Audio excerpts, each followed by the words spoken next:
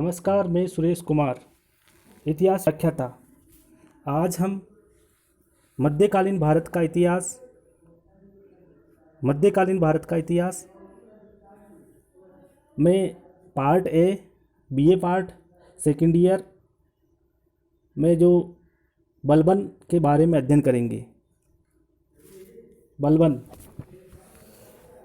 द्वितीय इल्बेरी वंश, क्योंकि प्रथम इल्बेरी वंश इल्तुतमिश ने स्थापना की थी। द्वितीय इल्बेरी वंश की स्थापना गियासुद्दीन बलबन ने की थी। उपाधि उलुग खां नासिरुद्दीन महमूद ने प्रदान किया था। नासिरुद्दीन महमूद इसका ससुर था और इससे पहले शासक बना हुआ था। दूसरा था जिल्ली इलाहा, ईश्वर का प्रतिनिधित्व, स्वयं ने धारण की थी। गयासुद्दीन राज्यारोहण के बाद धारण की थी। वे नियामत ए खुदाई, यानी कि ईश्वर के प्रतिनिधि की उपाधि भी इसने धारण की थी। जाति क्या है इसकी? इलबारी तुर्क है। वंशज है फिरदौसी के शाहनामे में वर्णित आपरा सियाब वंश का वंशज मानता है। बलबन बड़ा ही पावरफुल शासक होता है और अपने को जो फिरदौसी द्वारा रचित शाहनामा है उसमें आपरा सियाब के वंशज अपने आप को मानता है। बलबन का प्रारंभिक जीवन। बलबन का वास्तविक नाम बहाउद्दीन था। वह इलबारी तुर्क की गद्दी पर बैठने के पश्चात उसने एक नवीन राजवंश बलबनी वंश अर्थात द्वितीय इल्बरी वंश की नींव डाली थी। हमने बता दिया है कि प्रथम इल्बरी वंश की स्थापना इल्तुतमिश ने की है। उसके पिता या पितामह इल्बारी तुर्क के एक बड़े कबीले के मुखिया थे। दुर्भाग्यवश बलबन किशोरावस्था में ही मंगोलों द्वारा बंदी बना लिया गया। वे उसे बगदाद ले आए, जहां एक गुलाम के रूप में ख्वाजा जमालुद्दीन बसरी नामक व्यक्ति के हाथों बेच दिए। जमालुद्दीन बसरी ने उसे अन्य तुर्क दासों के साथ दिल्ली लाया, जहां इल्तुतमिश ने 1233 ईस्वी में ग्वालियर विजय के बाद उसे खरीदा। शीघ्र ही इल्तुतमिश ने उसे चालीसा दल में शामिल कर लिया। कुछ समय पश्चात इल्तुतमिश ने उसे खासदार यानी सुल्तान का व्यक्तिगत सेवक का पद प्रदान किया। रजिया के शासनकाल में वह अमीर शिकार के पद पर नियुक्त हुआ। रजिया व बैराम शाह के मध्य हुए सत्ता के लिए संघर्ष में उसने बैराम शाह का पक्ष लिया। फलस्वरूप उसे अमीर ए आखूर का पद प्राप्त हुआ। अमीर ए हाजिब मलिक बदरुद्दीन शंकर रूमी की विशेष कृपा के कारण उसे रेवाड़ी की जागीर दी गई। सुल्तान बैराम शाह को हटाकर मसूद शाह को शासन बनाने में उसकी सहायता की। फलस्वरूप उसे अमीर ए हाजिब का पद और हांसी का सूबेदारी प्राप्त हुई। इसी समय उसने मंगोलों को पराजित कर उच्च पर अधिकार कर लिया। इससे बलबन की शक्ति और प्रतिष्ठा दोनों में वृद्धि हुई। अलाउद्दीन मसूद शाह को सिंहासन से हटाकर नासिरुद्दीन महमूद को सुल्तान बनाने में प्रमुख योगदान बलबन का रहा। नासिरुद्दीन महमूद का काल बलबन का उत्कर्ष का काल था। उसके समय में संपूर्ण शक्ति बलबन के हाथों में केंद्रित थी। अगस्त 1249 ईस्वी में बलबन ने अपनी पुत्री का विवाह नासिरुद्दीन से कर दिया। इस अवसर पर उसे उलुग खां की उपाधि व नाइब मामलेकात का पद दिया गया। अब राज्यारोहण। 1266 ईस्वी में नासिरुद्दीन की मृत्यु के बाद बलबन गद्दी पर बैठा। बलबन के संबंध में ये कथन प्रसिद्ध है कि एक मलिक होते हुए भी वे खान हो गया और फिर सुल्तान बन गया। अर्थात वो पहले मलिक बना, मलिक के बाद में वे खान बना और खान के बाद वो सुल्तान बन गया। ईसामी ने उसके विषय में लिखा है कि वह एक महामानव और वंशानुगत शासक की भांति बात और व्यवहार करने लगा, जो पौराणिक अप्र सियाब का वंशज था। बलबन की समस्याएं। बलबन का राज्यारोहण विषम परिस्थितियों में हुआ था। दिल्ली सल्तनत कई आंतरिक व बाहरी समस्याओं से घिरी हुई थी। इल्तुतमिश के उत्तराधिकारियों के शासनकाल में सुल्तान की शक्ति और प्रतिष्ठा के पतन का काल रहा। शासकों की अयोग्यता के कारण संपूर्ण प्रशासनिक व्यवस्था छिन्न-भिन्न हो गई थी। बलबन के सम्मुख प्रथम समस्या सुल्तान की शक्ति और प्रतिष्ठा को स्थापित करना तथा जनसाधारण में सुल्तान के प्रति भय एवं सम्मान की भावना जागृत करना था। इसी दूसरी ओर तात्कालिक समस्या कानून और व्यवस्था की स्थापना थी, जो केवल एक स्थायी सुव्यवस्थित सेना और पुलिस शासन द्वारा ही स्थापित की जा सकती थी।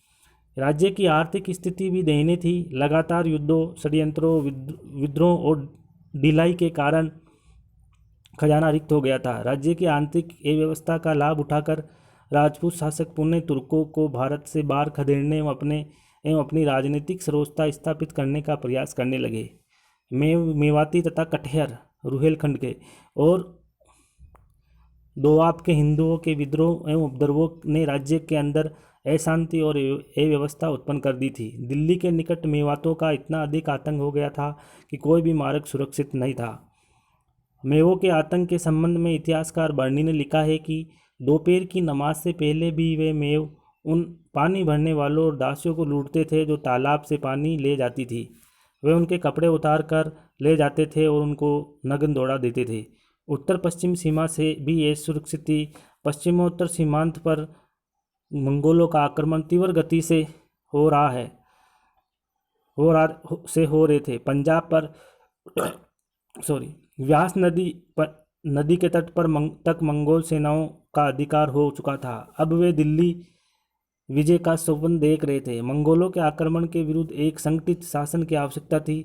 इस प्रकार बलबन के समक्ष कई समस्याएं थी, किंतु उसने दृढ़तापूर्वक स्थिति का सामना किया।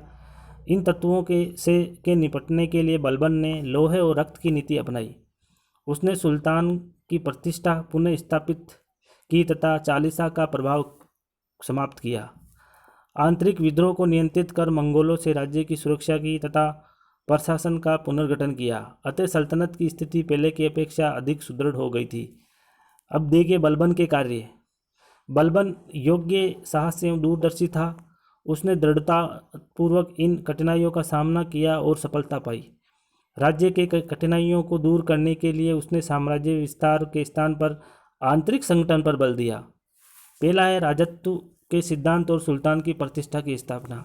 बलबन दिल्ली का प्रथम सुल्तान था जिसने राजत्व संबंधी सिद्धांतों की स्थापना की तथा राजत्व अपने इन विचारों का विस्तार पूर्वक विवेचन किया। उसके राजत्व सिद्धांत का स्वरूप और सार फारसी राजत्व यानी ईरान के सासानी शासकों से लिया गया है। बलबन सुल्तान को पृथ्वी पर अल्लाह का प्रतिनिधि नियामत खुदाई मानता था। उनके अनुसार सुल्तान का स्थान पैगंबर के बाद आता है। सुल्तान जिल्ले अल्लाह अर्थात ईश्वर का प्रतिबिंब है। वह अल्लाह के निर्देशानुसार ही शासन करता है। बलबन के अनुसार सुल्तान पृथ्वी पर ईश्वर का प्रतिनिधि नियामत खुदाई है। उसका स्थान केवल पैगंबर के पश्चात है। सुल्तान को कार्य करने की प्रेरणा और शक्ति ईश्वर से प्राप्त होती है। इस कारण जनसाधारण या सरदारों को उसके कार्यों की आलोचना करने का अधिकार नहीं है। बलबन ये मानता था कि राजा का हृदय ईश्वर कृपा का विशेष भंडार है और इस संबंध में मानव जाति में कोई उसके समान नहीं है। राजत्व के संबंध में बलबन ने यह भी कहा था कि एक अनुग्रही राजा सदा ईश्वर के संरक्षण के छत्र से सुरक्षित होना चाहिए। बलबन के राजत्व सिद्धांत के विषय में के निजामी ने कहा कि बलबन एक उत्तम अभिनेता था और अपने दर्शकों को आधुनिक फिल्मी सितारों की भांति मंत्रमुग्ध रखता था। राजत्व के सिद्धांत की दूसरी विशेषता निरंकुशता थी। बलबन निरंकुश शासन में विश्वास रखता था। उसका ये मानना था कि केवल निरंकुश शासक ही अपनी प्रजा का आज्ञा पालन कर सकता है। उसने अपने पुत्र बुगरा खां से कहा था कि सुल्तान का पद निरंकुशता का सजीव प्रतीक है, परंतु बलबन का यह भी कहना था कि ईश्वर एक व्यक्ति को सुल्तान का पद इसलिए प्रदान करता है कि ताकि वे प्रजा के कल्याण के लिए कार्य करे और अपने कर्तव्यों के प्रति सदा सजग रहे। बलबन के राजत्व की पूरी जानकारी इतिहासकार बर्नी द्वारा संकलित इसके वसैया में मिलती है। वसैया के प्रथम भाग में सुल्तान के कर्तव्यों का वर्णन है तथा दूसरे भाग में बलबन ने अपने पुत्रों को राजत्व के संबंध में निर्देश दिया है।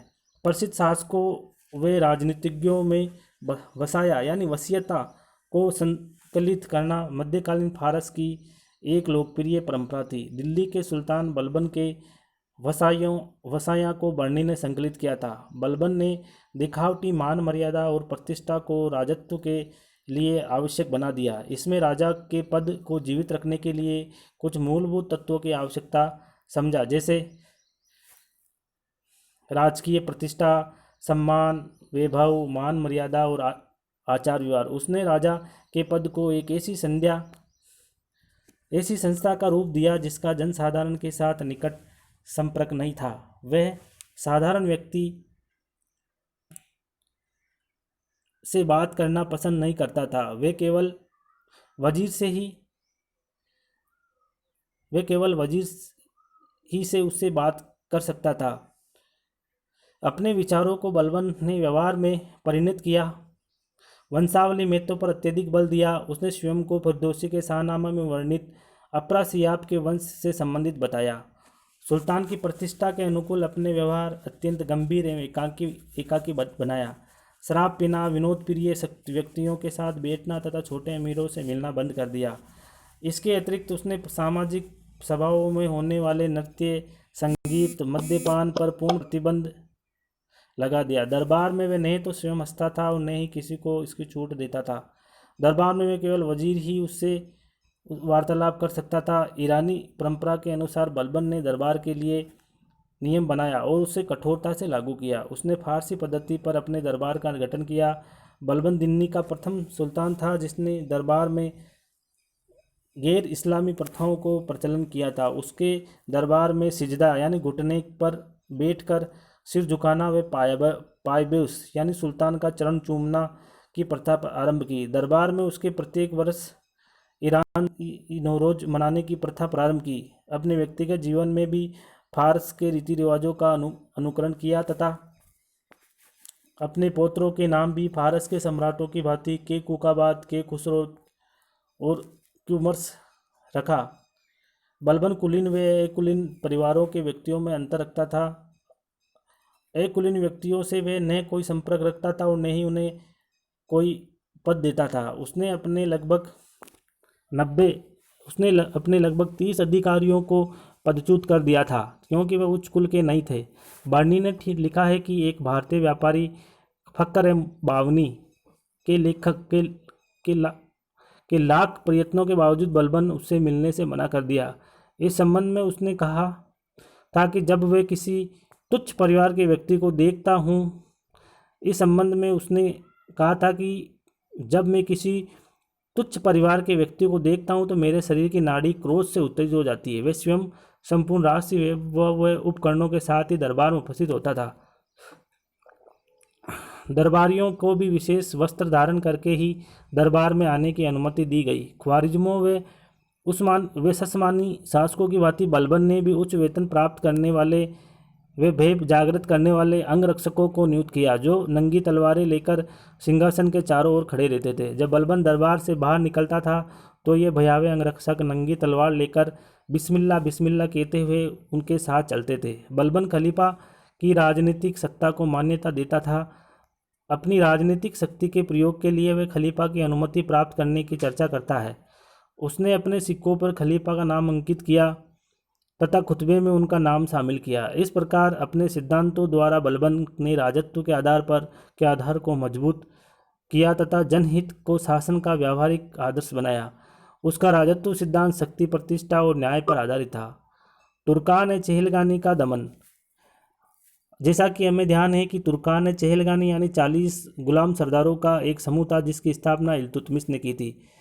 यानी कि कुतुबी और मोजी सरदारों पर अपनी निर्भरता समाप्त करने के लिए इल्तुतमिश ने अपने गुलाम सरदारों का एक गुट बनाया था जिसे 40 दल कहा गया है। शासक बनने से पूर्व बलबन भी इस गुट का सदस्य था तथा स्वयं सुल्तान और सरदारों के मध्य हुए संघर्ष में सक्रिय भाग लिया।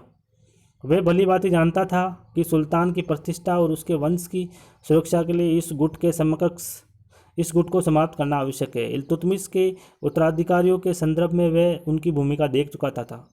जब वह शासक बना तो उस समय 40 गुट के अधिकांश सदस्य मर चुके थे। बलबन ने शेष बचे सदस्यों के प्रभाव को नष्ट करने का प्रयास किया क्योंकि वह जानता था कि राजपद में अपने परिवार को सुरक्षित करने तथा निरंकुश सत्ता स्थापित करने के लिए 40 दल को समाप्त करना आवश्यक है।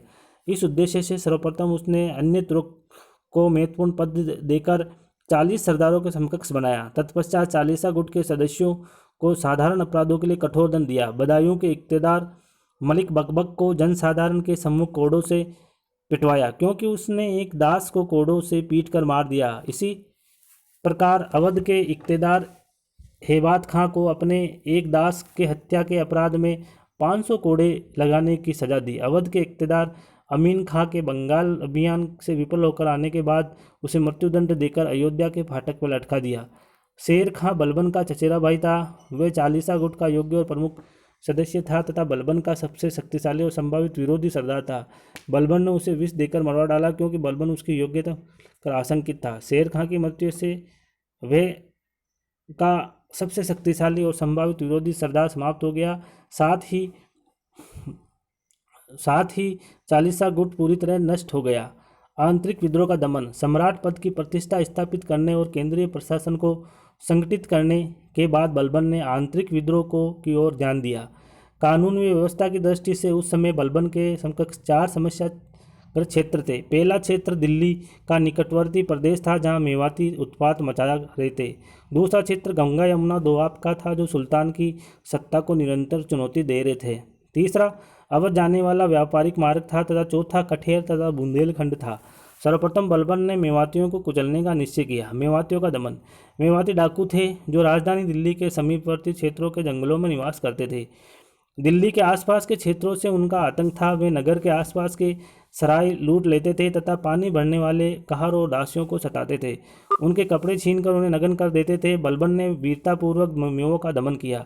दिल्ली के आसपास के जंगलों को जो मेवों का निवास स्थल था कटवा दिया। गोपालगिरी में एक दुर्ग का निर्माण किया तथा अनेक थाने स्थापित कर वहां अफगान सेनाओं का नियुक्त किया।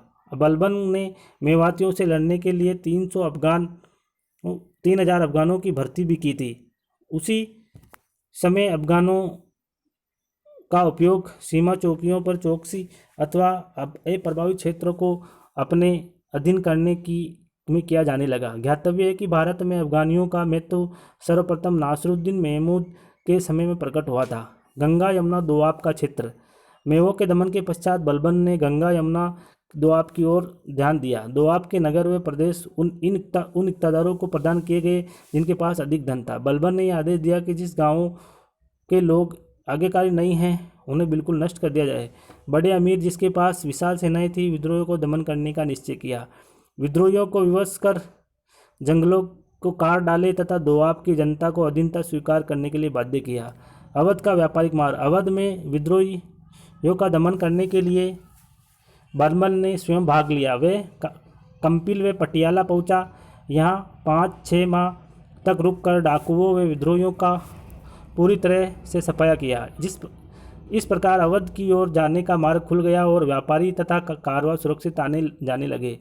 भोजपुर, पटियाली, कंपली व जलाली में चौकियां बनाई गई और वहां अफगान सेनाओं को नियुक्त किया गया। नगरों के विस्तार हेतु अफगानों तथा अन्य मुसलमानों को कर रहित भूमि प्रदान की गई। रुहेलखंड क्षेत्र में कठेरों का दमन। कटिहार के विद्रोही बदायूं तथा अमरोहा क्षेत्र में आतंक फैलाए हुए थे। ये इतने शक्तिशाली हो गए थे कि इक़्तिदारों को की भी अवहेलना करने लगे थे। बचपन में बलबन ने कठेरों के दमन का निश्चय किया। इसका दायित्व उसने शाही सेना को सौंपा। कठेरों का भारी संख्या में वध किया गया। बरबनी ने लिखा है कि लाशों के ढेर प्रत्येक गांव के आगे लगाए गए और सड़ने वाली लाशों की दुर्गंध गंगा नदी तक पहुंची। इसका परिणाम ये हुआ कि खलजी वंश की स्थापना के बाद किसी कटिहार विद्रोहियों ने सिर नहीं उठाया। जूद पर्वतमाला यानी सॉल्ट रेंज। कठेरों के दमन के बाद बलबन जूद पर्वतमाला यानी सॉल्ट रेंज की ओर कूच किया तथा वहां के विद्रोहियों को दंडित किया। इस सैनिक अभियानों से बलबन को इतने घोड़े प्राप्त हुए कि बाजार में उसका मूल्य ही गिर गया। 3 सीट या 40 टकों में एक घोड़ा खरीदा जा सकता था। इन सभी क्षेत्रों में बलबन ने समान नीति अपनाई तथा जिसका उद्देश्य विद्रोहियों को कठोर दंड देकर आतंकित करना था। कुछ इतिहासकारों ने इस नीति को लोहे रक्त की नीति का नाम दिया। यह नीति पूर्ण रूप से सफल रही। बंगाल के तुगरिल का विद्रोह। प्रारंभ से ही बंगाल पर दिल्ली सल्तनत का स्थायी नियंत्रण नहीं रहा। नासिरुद्दीन महमूद के समय में ही कड़ा का इक़्तिदार अरसली खां ने अपने आप को स्वतंत्र घोषित कर लिया तथा बंगाल दिल्ली सल्तनत के प्रभाव से निकल गया था। जब बलबन शासक बना तो उस समय लखनौती अरसला खां के पुत्र तातार खां के अधीन था। उसने दिल्ली के आधिपत्य को स्वीकार कर लिया तथा बलबन को 63 हाथी भेंट स्वरूप दिए। तातार खां के पश्चात तुगरिल खां लखनौती का राज्यपाल बना। वे बलबन का दास था। अपनी चतुरता, साहस और उदारता उदारता और उत्साह के लिए प्रसिद्ध था। 1279 ईस्वी में उसने बलबन के विरुद्ध विद्रोह कर दिया तथा सुल्तान मुक्सिद्दीन की उपाधि धारण कर अपने नाम के सिक्के चलाए और खुतबे पढ़वाए। तुगरिल खां के इस विद्रोह को बलबन को बहुत धक्का लगा, क्योंकि किसी सुल्तान के दास का ये प्रथम विद्रोह था। तुगरिल खां के इस विद्रोह को दबाना अत्यंत आवश्यक था, क्योंकि यदि वे सफल हो जाता तो बलबन की संपूर्ण व्यवस्था को नष्ट हो जाती। इस विद्रोह को दबाने के लिए बलबन ने सर्वप्रथम अवध के सूबेदार अमीन खां को एक विशाल सेना के साथ भेजा, किंतु वे असफल रहा। बलबन ने क्रुद्ध होकर अमीन खां का वध करवा दिया और उसकी लाश अवध के द्वार पर लटका दी। बलबन ने अपने एक विश्वसनीय अधिकारी बहादुर के नेतृत्व में दूसरा अभियान भेजा, किंतु वे भी असफल रहा। बलबन ने उसे भी मृत्युदंड देना चाहा, परंतु उसके मित्रों द्वारा बचाव किए जाने पर वह दंड से बच गया, किंतु बलबन ने उसे दरबार से निष्कासित कर दिया और अपने दो प्रमुख सेनानियों अमीन खां और बहादुर खां की पराजय से बलबन अत्यंत क्रोधित हो गया। अतः तुगरिल के विद्रोह को स्वयं कुचलने का निश्चय किया। 1280 से 81 ईस्वी में एक बड़ी सेना लेकर बंगाल की ओर बढ़ा। अवध में उसने अपनी सेना की संख्या में वृद्धि कर दी। प्राय 2 लाख सैनिक वे अपने पुत्र बुगरा खां को लेकर बंगाल की ओर कूच किया। बलबन के पूछते ही तुगरिल खां लखनऊ छोड़कर जाजनगर भाग गया। बलबन ने सुनार गांव तक उसका पीछा किया, परंतु तुगरिल खां जंगलों में छिप गया। मोहम्मद सरेंदाज ने अचानक तुगरिल के छिपने का पता लगा लिया तथा मात्र अपने 40 साथियों के साथ ही तुगरिल खां पर आक्रमण कर दिया। अचानक इस आक्रमण को तुगरिल खां स्वयं सुल्तान का आक्रमण समझकर घबरा गया। वे घोड़े से की नंगी पीठ पर बैठकर भागने का प्रयत्न किया। मलिक मुकद्दर व अली नामक एक अन्य अधिकारी उसका पीछा किया। अली ने एक छोटी सी कुल्हाड़ी से तुगरिल पर प्रहार कर उसका सिर काट दिया। बलबन ने अली को तुगरिल का वध करने वाला की उपाधि दी। तुगरिल के हजारों सैनिकों को कैद कर लखनऊ लाया गया तथा उनके कठोर दंड दिया गया। वर्णन लिखा है कि लखनऊ के मुख्य बाजार के दोनों ओर 2 मील लंबी तख्तों की एक कतार खड़ी की गई और तुगरिल खां के समर्थकों को उन पर ठोक दिया गया। ऐसी विविध दृश्य को देखकर अनेक व्यक्ति मूर्छित हो गए। बलबन ने अपने पुत्र बुगरा खां को बंगाल का सूबेदार नियुक्त किया।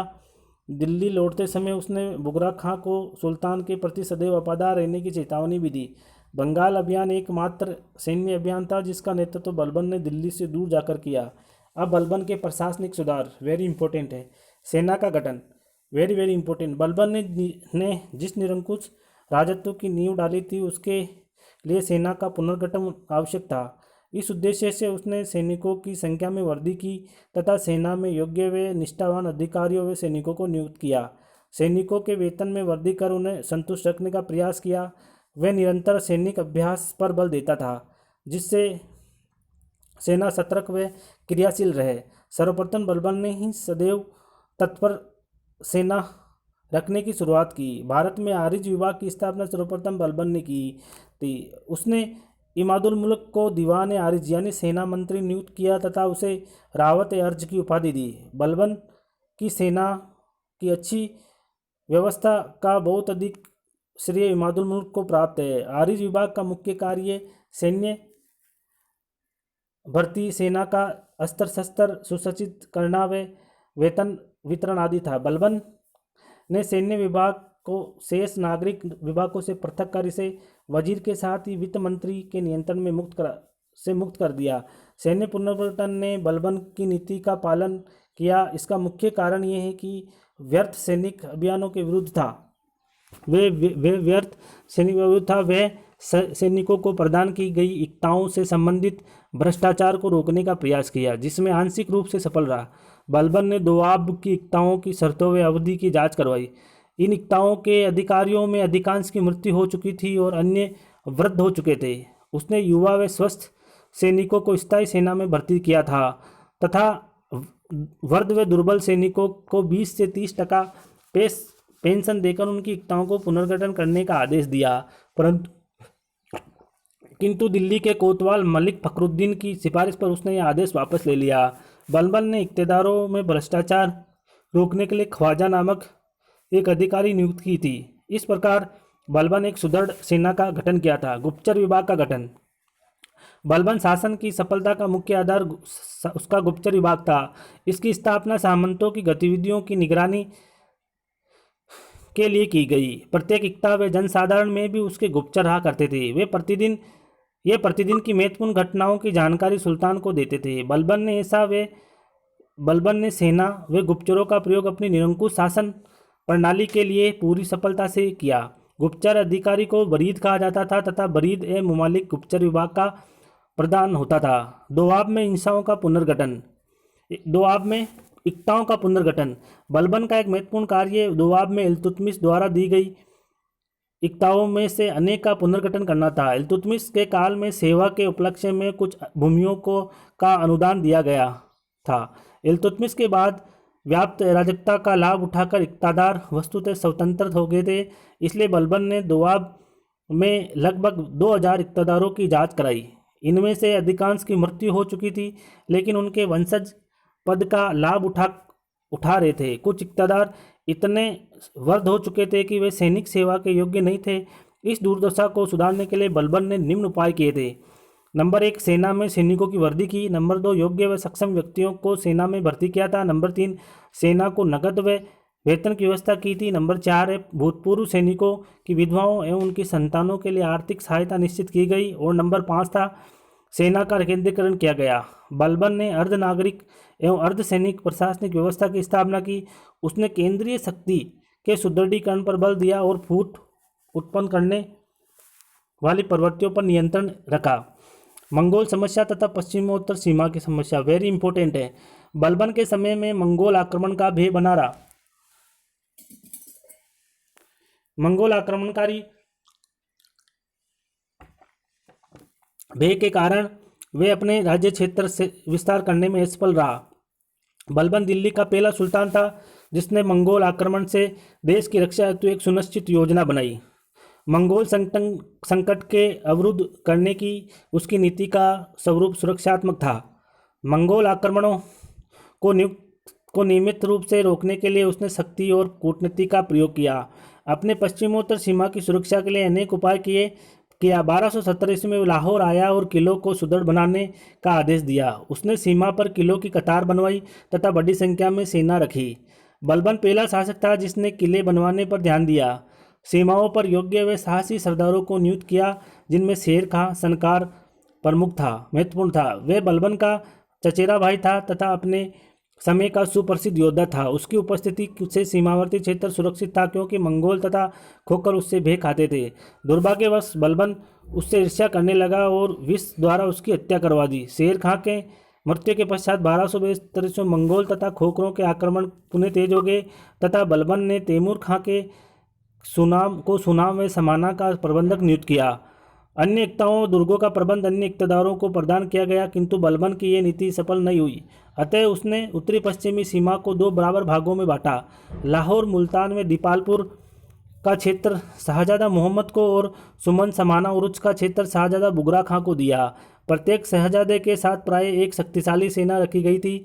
जब बुगरा खां को बंगाल का इक्तादार सूबेदार बनाया गया, तब संपूर्ण उत्तर पश्चिमी सीमा की सुरक्षा का दायित्व शाहजादा मोहम्मद को दे दिया। मोहम्मद ने मुल्तान को अपना मुख्य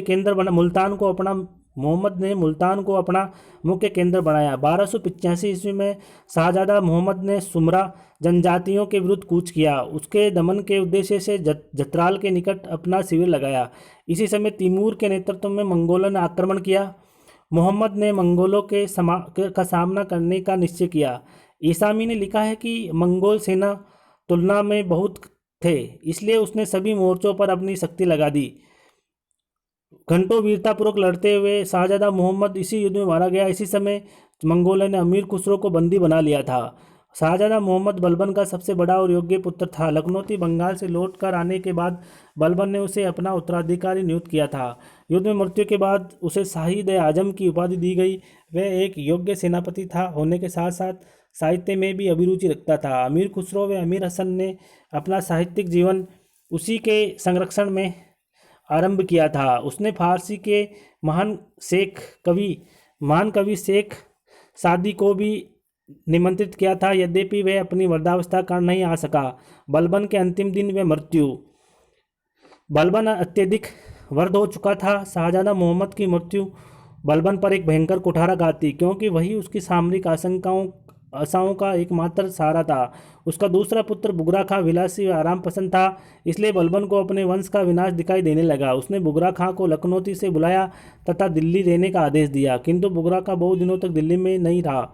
उसने वह बहाना बनाकर बिना बलबन की अनुमति के पुनः लखनौती की ओर चल दिया। जीवन के अंतिम समय में बलबन ने दिल्ली के कोतवाल, गुलीकुल उमरा, ख्वाजा हसन बसरी व अन्य पदाधिकारियों को बुलाकर खाने शहीद आजम और शहजादा अर्थात शाहजादा मोहम्मद के बड़े पुत्र के खुसरो को अपना उत्तराधिकार नियुक्त किया। कुछ समय पश्चात 1287 ईस्वी में बलबन की मृत्यु हो गई।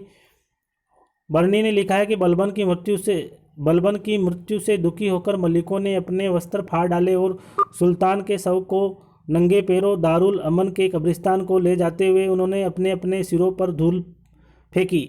उन्होंने 40 दिन तक उसकी मृत्यु का शोक मनाया और जमीन पर सोए। फिर है बलबन की उपलब्धि और मूल्यांकन। बलबन एक योग्य शासक था।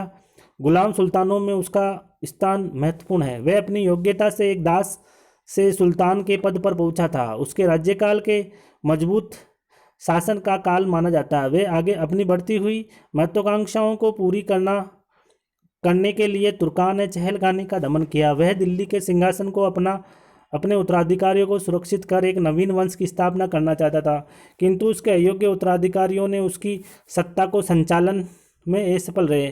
फलस्वरूप उसकी मृत्यु के मात्र 3 वर्ष बाद ही उसके वंश का अंत हो गया। सर्वप्रथम बलबन ने सुल्तान की प्रतिष्ठा और शक्ति को स्थापित करने के लिए राजत्व का सिद्धांत प्रतिपादित किया। सुल्तान की प्रतिष्ठा को बनाए रखने के लिए बलबन ने राजदरबार पुनः सुशोभित किया। उसने सिजदा व पेबोस नामक ईरानी प्रथा को प्रारंभ किया। प्रोफेसर हबीबुल्लाह ने लिखा है कि बलबन का एकमात्र और महानतम कार्य राज्य में सल्तनत को पुनः श्रेष्ठतम स्थान प्रदान करना था। सुल्तान की शक्ति में वृद्धि के लिए बलबन ने सैन्य संगठन को शक्तिशाली बनाया। उसने सैन्य विभाग अर्थात दीवान-ए-अर्ज की स्थापना की। वेरी इंपॉर्टेंट है, बहुत एग्जाम में पूछा गया कि दीवान-ए-अर्ज विभाग की स्थापना किसने की है। यह बलबन ने की थी, ने कि अलाउद्दीन ने। इक़्तिदारों पर नियंत्रण रखने के लिए प्रत्येक विभाग में बरीद गुप्तचर नियुक्त किए गए।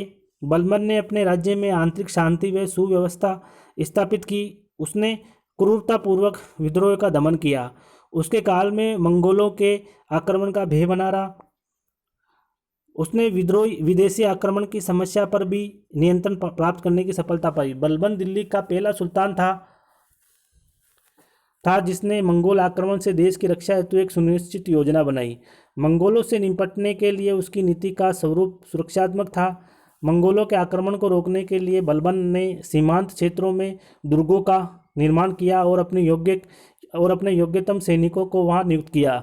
इस प्रकार बलबन मंगोल आक्रमण के भय को हमेशा के लिए समाप्त नहीं कर सका, परंतु उनकी सफलता के मार्ग को अवरुद्ध अवश्य कर दिया।